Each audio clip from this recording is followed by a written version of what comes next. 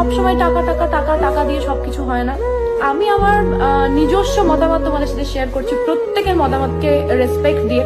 তোমার কাছে যদি টাকা থাকে না, তুমি দুনিয়ার সবার থেকে খুশি থাকবে, বিশ্বাস করো। তোমার যদি মুড অফ থাকে, তুমি গিয়ে একটা অ্যাপেল ওয়াচ কিনে নিতে পারবে। তোমার যদি মুড অফ থাকে, তুমি একটা গিয়ে গাড়ি কিনে নিতে পারবে। তোমার মুড অফ থাকলে তুমি ট্রাভেল করতে পারবে, পুরো দুনিয়া ঘুরতে পারবে। তুমি এমনি হ্যাপি হয়ে যাবে, তোমার পাশে কেউ থাকুক কেউ না থাকুক।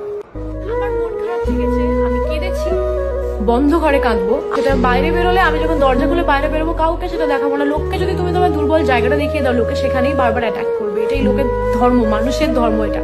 আমি ছোটবেলা থেকে বহু মানুষকে দেখেছি, বহু মানুষকে পাল্টে যেতে দেখেছি, বহু মানুষকে ভালো হতে দেখেছি।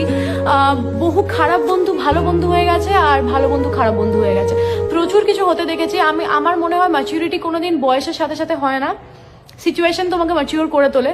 তো আমার লাইফ থেকে আমি প্রচুর কিছু শিখেছি, অন্য কারোর থেকে ইন্সপায়ার যতটা না হয়েছি, নিজের থেকে